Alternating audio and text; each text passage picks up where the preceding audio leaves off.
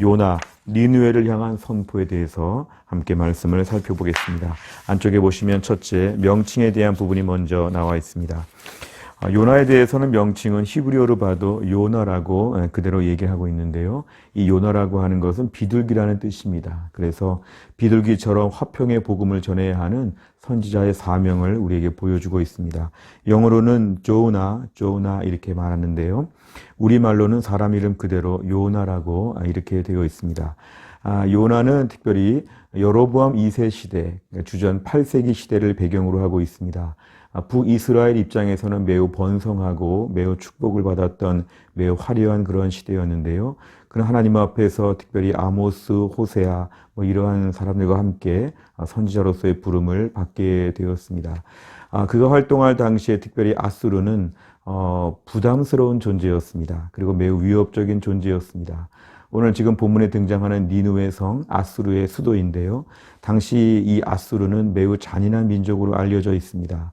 정복한 도시에서 해골들을 모아서 피라밋을 쌓았다고 하고 포로들을 산채로 껍질을 벗겨 죽였다고도 하고 눈을 뽑고 또한 사람의 이렇게 갈비뼈를 다 뜯어냈다고 할 정도로 역사의 기록에 의하면 너무 잔인한 민족이었습니다. 그러다 보니까 이스라엘 사람이라고 하면 아마 당시의 모든 민족들이 이 아수르를 매우 혐오하는 아마 그런 때였던 것 같습니다. 그러다 보니까 요나는 하나님께서 지금 니느웨에 가서 하나님 말씀을 전하라고 할 때에 선뜻 순종하기보다는 사실은 매우 두려운 민족이기도 했죠. 갔다가 매우 어려움을 겪을 수도 있겠다는 마음도 있겠지만 또 한편으로 보면은 너무 악한 민족이니까 이들이 회개하고 용서받는 것은 옳지 않다.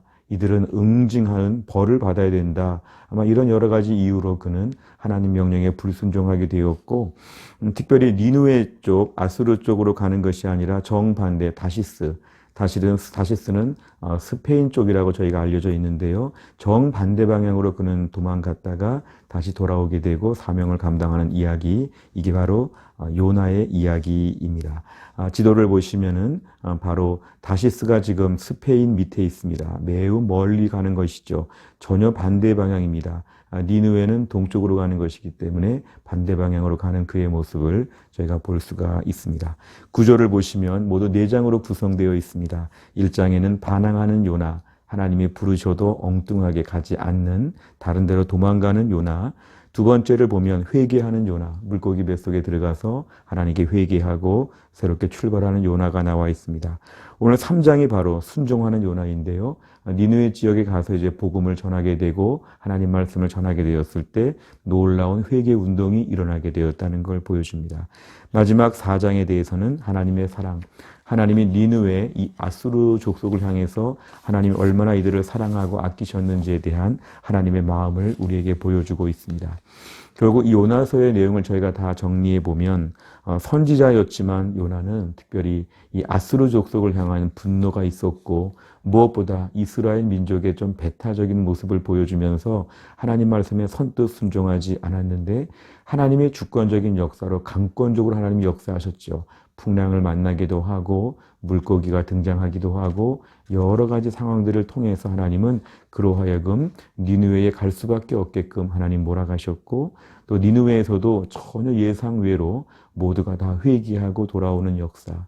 하나님 그래서 열방을 향해서도 하나님의 이러한 부르심, 하나님의 돌보심에 대한 부분들을 우리에게 잘 보여줍니다. 사실 구약적인 사고로 볼 때는 매우 낯설고 좀 어색한 모습이지만 이스라엘 백성들이 알지 못했던 하나님의 열방을 향한 사랑의 마음을 잘 보여주는 것이라고 볼 수 있습니다. 마지막 4장에 등장하는 그 박농쿨의 얘기도 요나가 박농쿨 그렇게 아꼈는데 하나님은 네가 박농쿨을 아낄 정도인데 내가 니느웨 성에 12만 명 넘는 사람들 내가 아끼지 않겠느냐. 그래서 하나님의 마음을 우리에게 잘 보여주고 있습니다. 세 번째를 보면 주제에 대한 부분입니다. 첫째, 하나님은 열방을 사랑하신다 그랬습니다.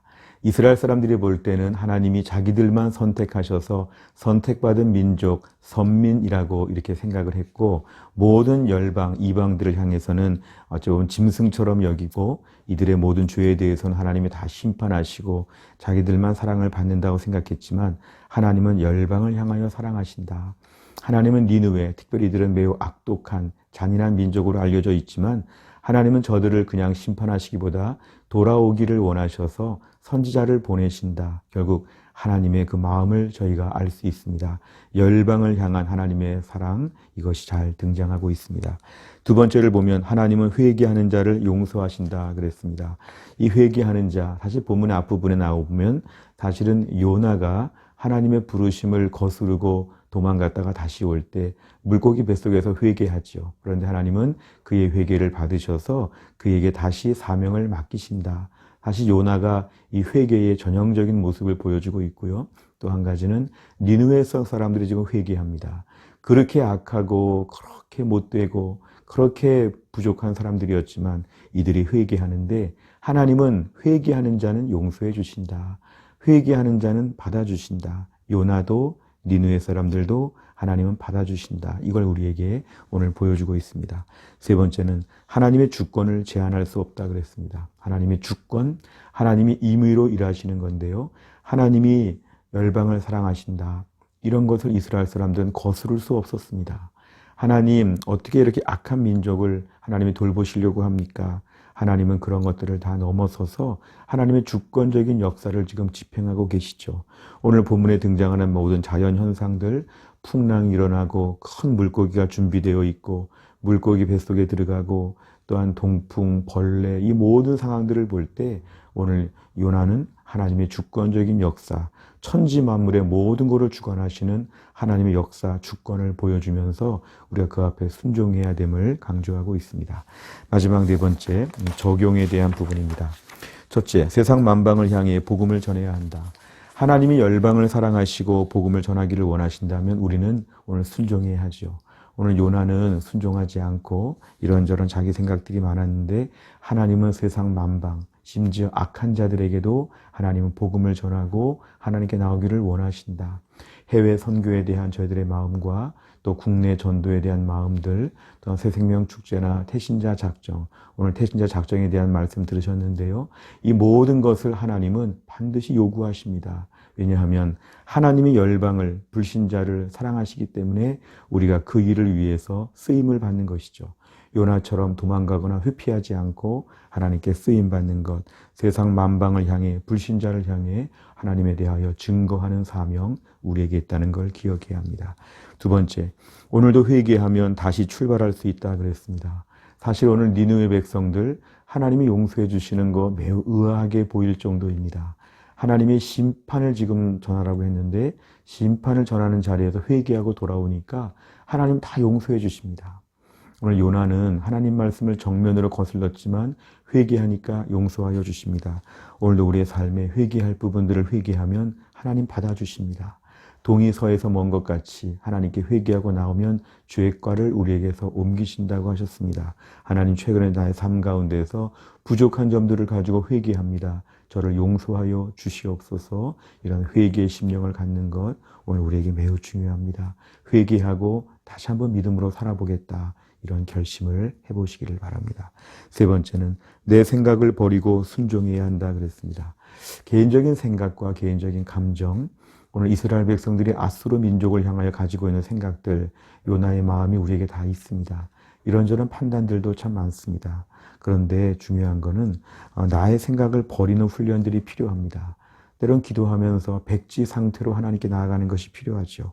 제 생각에는, 제 감정에는, 제 경험에는 이런 얘기 자꾸 하면 우리가 오늘 하나님 앞에 순종할 수 없습니다.